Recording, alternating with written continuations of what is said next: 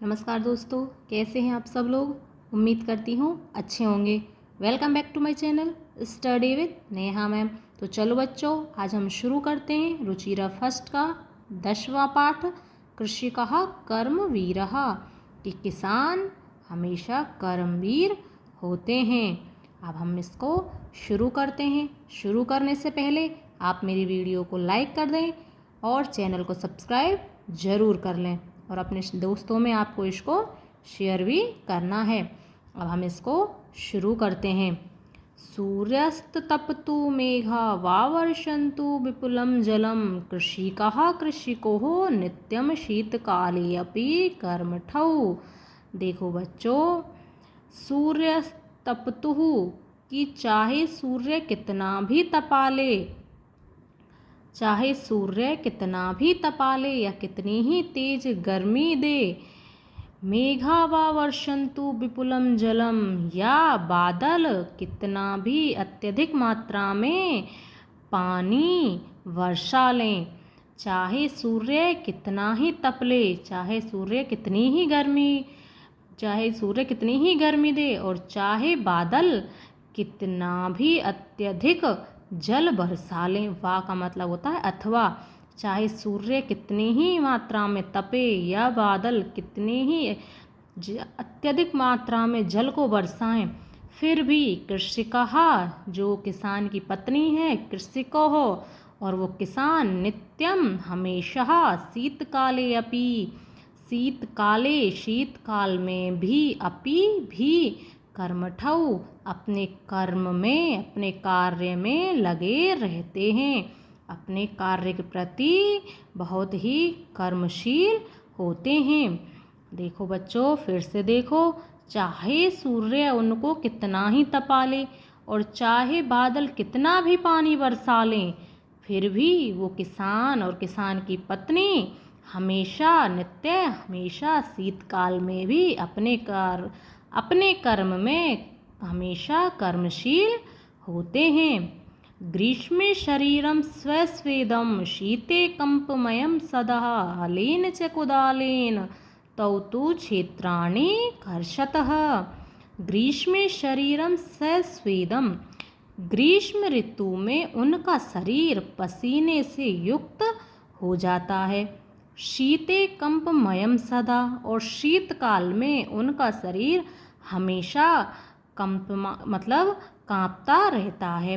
हलेन च कुदालेन तौ, और फिर भी तौ मतलब किसान और किसान की पत्नी हल से और कुदाली से तू क्षेत्राणि कर्षत है, हमेशा उन खेतों को जोतते रहते हैं।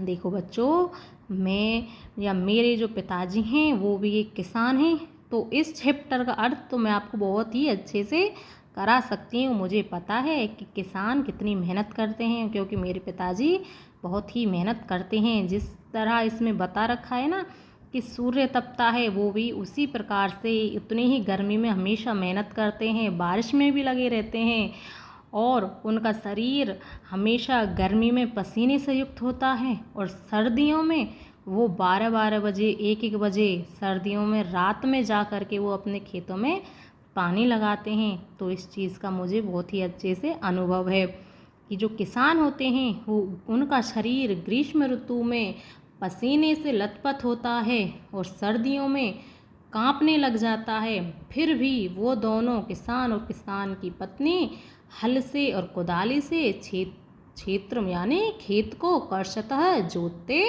रहते हैं। पादयोर्न पदत्राणे शरीर वसनानि नः, पादयोर्न, पाद का मतलब होता है पैर, नह नहीं, पदत्राणे जूते, उनके पैरों में जूते नहीं होते हैं। शरीर वसनानि नः, और शरीर पर वसनानि वस्त्र नहीं होते हैं। निर्धनम जीवनम कष्टम, उनका जीवन हमेशा निर्धन और कष्ट से युक्त होता है। सुखम दूरे ही तिष्ठति ही, किसानों से सुख तो बहुत ही दूर होते हैं। किसानों के पैरों में जूते नहीं होते हैं और उनके शरीर पर कपड़े भी नहीं होते हैं। किसान का जीवन बहुत ही निर्धन और कष्ट में होता है। सुख तो किसान से बहुत ही दूर होते हैं। गृहं जीर्णं निवर्षासु वृष्टिवारयुतो क्षमं तथापि कर्मवीरत्वं कृषिकाणां न नश्यति ही। देखो बच्चों कि गृहं जीर्णं निवर्षासु, उनका घर खंडर की तरह पुराना होता है। वृष्टि वारयुतम क्षमम, और वर्षा ऋतु के समय में उनका घर वारयुतम टपकता रहता है। इस चीज़ को देखकर भी मुझे याद आ रहा है कि हमारा घर आज भी इसी प्रकार से टपकता रहता है। जब भी बारिश होती है तो बारिश आने से पहले हम भी यही सोचते हैं कि बारिश तो आने वाली है पर हमारा घर टपकेगा, और आज भी उसी प्रकार से वो भी टपकता ही रहता है। हम अपने घर के नीचे ऐसे ही बाल्टियाँ लगा लेते हैं कि यहाँ से टपकेगा तो यहाँ पे पानी बाल्टी में भर जाएगा। तो ये इसमें बहुत ही सच्चाई बताई गई है किसान के बारे में कि वास्तव में किसान का जीवन बहुत ही दुखपूर्ण होता है। सुख तो उनकी ज़िंदगी में होते ही नहीं हैं। गृहं जीर्णं न वर्षासु, जो किसान है उनका घर टूटा फूटा होता है और वर्षा ऋतु में टपकता रहता है। तथापि, फिर भी, तथा अपि, फिर भी, कर्मवीरत्वम, वह कर्मशील कृषिकाणाम, किसान और किसान की पत्नी ने नश्यति ही, वो अपने कर्मशील युक्त व्यवहार को नहीं बदलते हैं। चाहे वो कितना भी दुख सहन कर लें फिर भी वो इतने कर्मवीर होते हैं, अपने कर्तव्य के प्रति, अपने काम के प्रति इतने ईमानदार होते हैं कि वो अपने कर्मवीरत्व को नहीं छोड़ते हैं। ठीक है, अब देखो तयोश्रमीन क्षेत्राणि शस्यपूर्णानि सर्वदः धरित्री सरसः जाता या शुष्का कंटकाव्रतः। तयोः, उन दोनों के श्रमीण परिश्रम से, क्षेत्राणि खेत सस्यपूर्णानि फसल से युक्त सर्वदा होता है हमेशा।